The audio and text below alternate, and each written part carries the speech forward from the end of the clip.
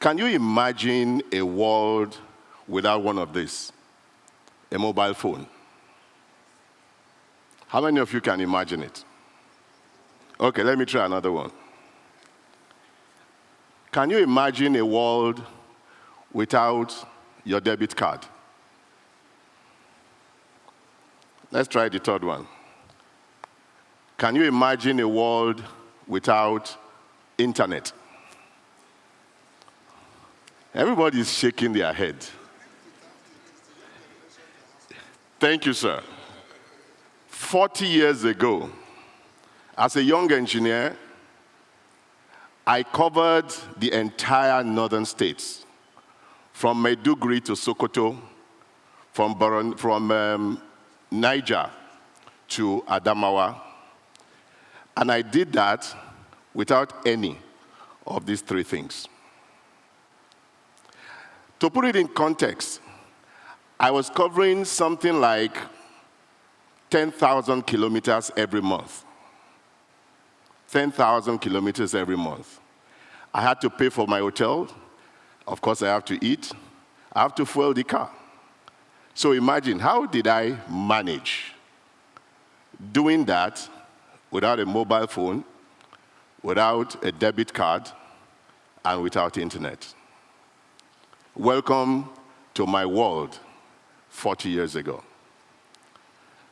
As a young engineer, it meant I had to carry cash, basically, to cover all of this. And I was doing something like 25 days on the road in every 30 days. But then, entrepreneurship, it's about turning problems or challenges into opportunities, turning it on its head, and then providing solutions that makes a difference. Not just solving that immediate problem, but has the capacity for a systemic change. And I'm going to use that experience to explain how that transformation has happened in the financial services sector, and then layer it on to what is likely to happen in the future ahead. You know, I used to carry cash, but then one of the banks decided to innovate by giving us a prepaid checkbook. Now that sounds funny, prepaid checkbook, which means every leaf, you can only have the same amount of money and it's already there. And this bank, the one I collected anyway, had 25 leaves, and each check leaf came with a value of 200 naira. Now, for those of you that are thinking, what is 200 naira? To put it in context, 200 naira then was enough for me, for my hotel bills, to fuel my car, to eat, and to do every other thing for 1 week. That's the life I was living. And it solved a lot of problems for me, because all I had to do is to walk into the branch of that bank, collect my 200, which was my allowance more or less for the week, and it saved me a lot of trouble. But then, even at that, there are still challenges. I had to go into the bank, which means it had to be within the banking hours. I still have to collect the cash, and of course, with the attendants, challenges of safety, and what have you.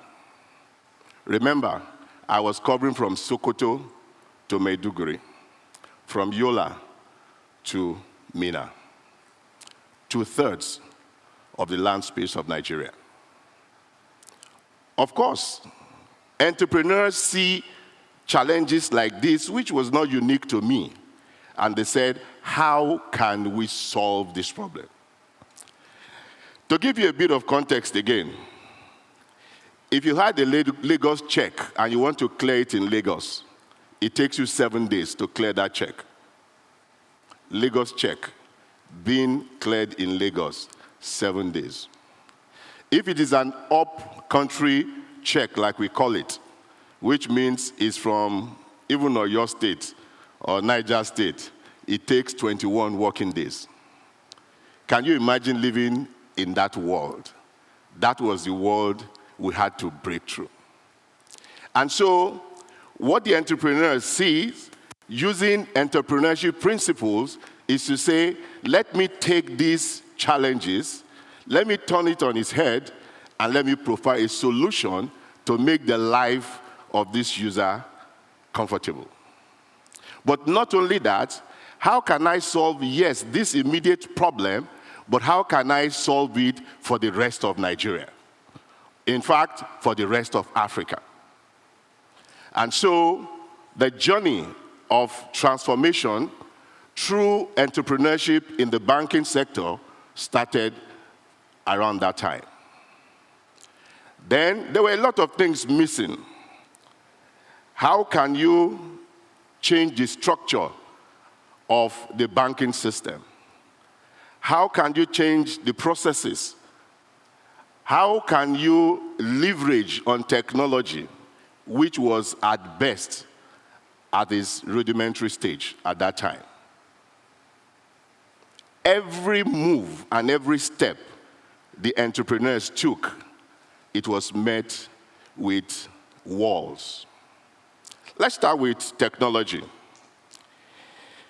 At some point, there was the story of how can we bring the banks to talk together.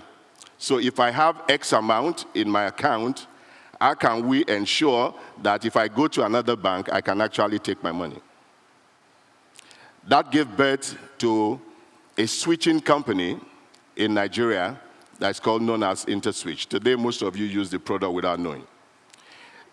It took a lot of political will. It took a lot of coming together for the banks to understand that, yes, we may be competitors, but if we do not collaborate, we will not change the system. And so when a systemic change is about to happen, the entrepreneurs sees beyond self and see the bigger picture. Of course, technology played a lot in this particular process.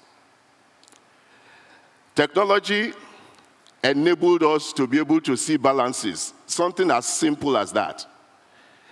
In my previous life, you can only deal with your branch, which means if you have money in your branch, it's only your branch that can check your ledger and see how much money you have left. Not even the branch next door that is the same bank. It was that wonderful. And today, I see a lot of young people not even understanding what some of us are talking about. In fact, about 16 years ago, my last daughter was 10, and I had a conversation that I will never forget. I had just come back from my bank, which now has developed, and they are doing quite a lot of interesting things. And I came back with my onboarding package, which included a very specialized checkbook. And I told her, I said, oh, come and look at my package. And I was excited about the customized checkbook that I brought out. And then she looked at me with one kind of eye. That eye like, are you for real? Are you in this world? And she doesn't even understand what I have been through. And then said, sorry, Dad, who uses checkbook? And now that sounded somehow, but between our walls, she didn't understand it genuinely. And I also couldn't comprehend what she was talking about. And then she said something that was even amazing, which stuck with me for a long time. She was just about entering secondary school. And she said, Dad, how many leaves do you have in that checkbook? I said, 25. He said, let's take a bet. You will not exhaust this checkbook before I graduate from the university. Wow, that was huge. Guess what? By the time she graduated, by the way, I did like 40 transactions every week on that same bank. So I was 100% sure that in 3 months, I'll be done. But when the transformation within the banking system happened, which she was aware of, she actually graduated from the university, and I still had 12 leaves left. This was me that was deliberate about using the check leave. What am I saying?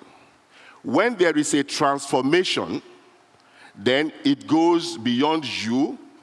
It changes the culture of the people, especially when it provides them the opportunity for convenience, for making things to be safe, and to transact without even thinking.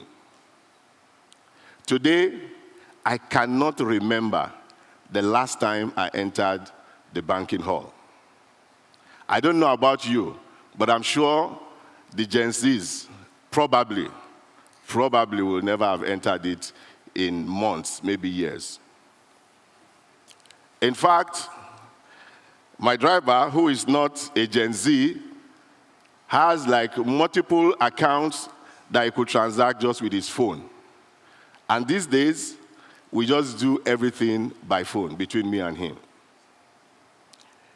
How does entrepreneurship comes into the picture, and what are the steps when it comes to transformation? There are 4 things I would like you to remember. Again, I'm saying it because there are no slides, and when we do this, it's important for you to remember it. It's called sect. So in every community, you have sect, and the way I try to remember this thing is to provide acronyms that helps to remember this. So sect, the first one is S. There has to be a way in which, doing that transformation, you must look at the structure. You must look at the structure and you must say to yourself, how do I put a structure in place that is scalable? A structure that is scalable. Otherwise, it is very difficult to transform. You can transform within a locality, but if you don't think of scale from the beginning, you will not be able to move across the country, the continent, or what have you. The second thing, which is the E, is that you always have to think of the economics of it. It must be viable to you that you are doing this. Now, in my years, 4 decades ago, what it meant was that we had to go to our branch to collect our money alone. In fact, let me do another poll very quickly. How many of you have heard of something called tally number? Tally number. Okay, you can see all these. And now I can guess their age immediately. Now, tally number, and I'm sure those at the back, maybe you have heard of it, maybe true stories or things like that. But we went into the bank and we presented our check leave. They will give us a tally to say, this is the time you came. So they will start calling the tally number, number 1, number 2, and it took forever. So some of us will go into the bank, collect your tally number, and go and do something else. And then you come back, and if they have passed your number, you will devise methods like, I was sleeping, so I didn't hear, or something like that. So if within your own branch, you could do very limited, then you can say, how do I move from my branch to the branches of my bank, at least within a state and ultimately within the country? If you cannot do that, then you cannot scale.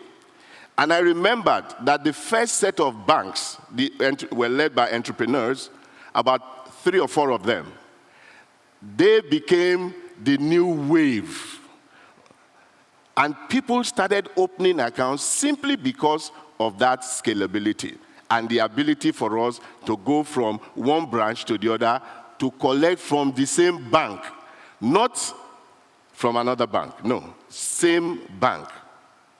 So if you don't think of scalability from day one, that becomes a problem. The second thing was the one of connecting with other banks. Of course, we had switching companies that came into that equation. However, a few things started happening. And this is where, when you are thinking of transformation, policymakers must be in the mix.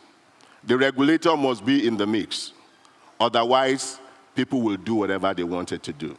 And so the Central Bank of Nigeria was part of that process.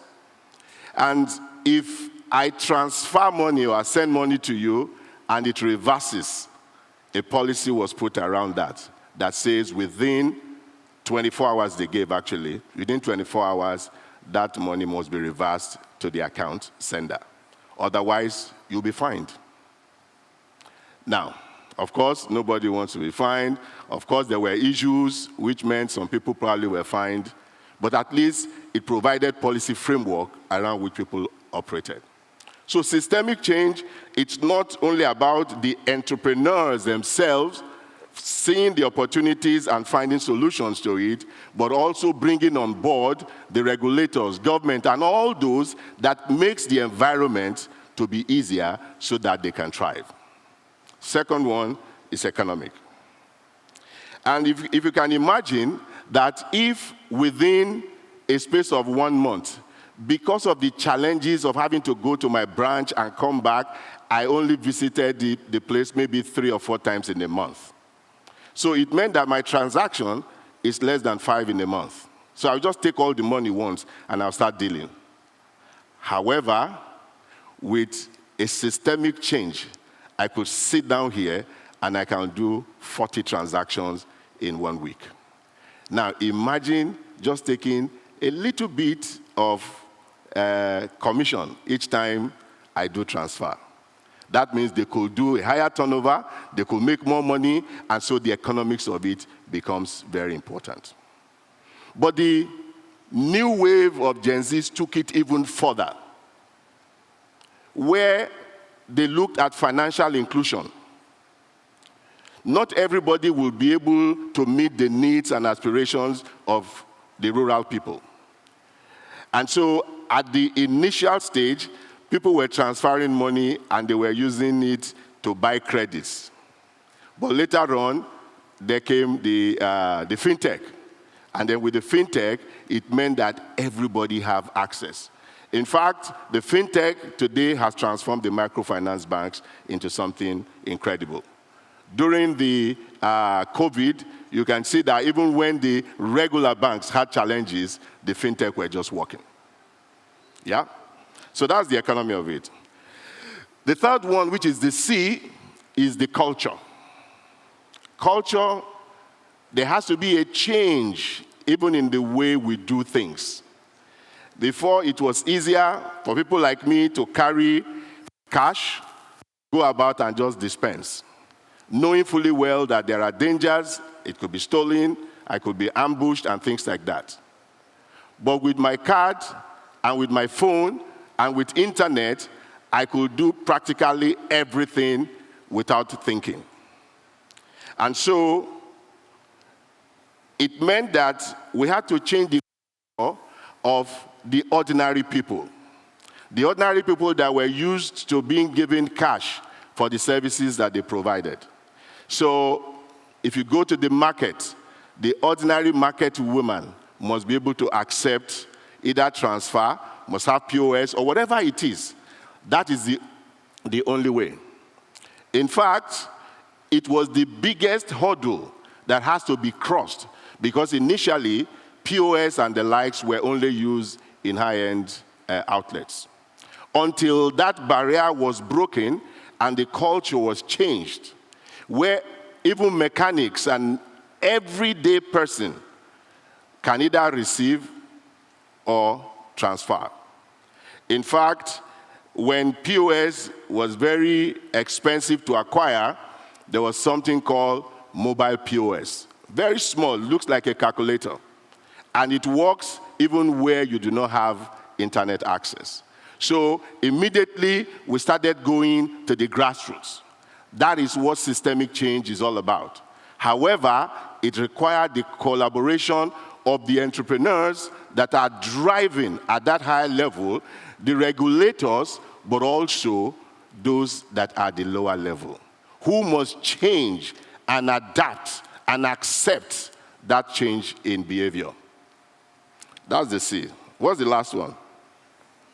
Okay. The last one is perhaps the most important one, which is technology. Technology basically transformed everything.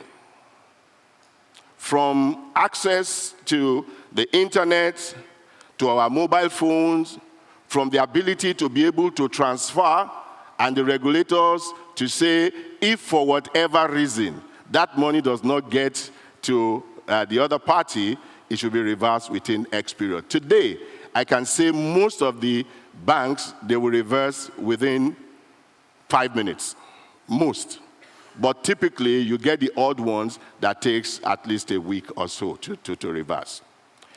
Now, but we are actually at the beginning of this systemic change. I thought we were already at the end. I thought we had seen everything. I have seen life from ordinary paper to prepaid checkbooks to now I can sit down with my phone, internet, I could do anything. But we have not seen anything yet. We have not seen anything yet, not just in the banking industry, but also in various industries across. In the last few years, we have been hearing things like electronic money. I don't know what they call it. Do you people know what they call this e-money? It's real. Bitcoins, the rest of them, and people are actually trading and making money from it. I don't understand it. I don't want to understand it. I know that my generation, this has passed. I will do other things. Maybe Dr. Maduka will go into that one. I don't know. But the interesting thing for me is that there will always be evolution of entrepreneurs that will push the boundaries. If you look at the average age of those that today are pushing the boundary in the financial services sector, on the average, they are about 35. For fintech, maybe even below. And that is making the established banks to also think very quickly. And as that is happening, it means that the entire system begins to change. Who benefits most is the customer ultimately. But I've used the banking system sector as just one. There are many, many more I could have used. In the creative industry, the entrepreneurs there have literally changed the landscape, not just in Nigeria, but across the world. Whether it's in fashion, it's in music, or of course, our popular Nollywood. Gone are those days when we used to look down on Nollywood. Today, if you go on the Netflix, onto Prime, you see us there.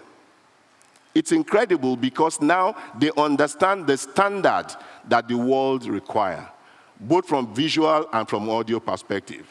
Forget about the story, we have the story. In fact, if you put a camera on the streets of Lagos, you will create a movie. This is us. So much so that one day I arrived in Tanzania and they looked at my passport and they saw, oh, Nigeria. They said, are you a movie star? I said, we all belong to Nollywood.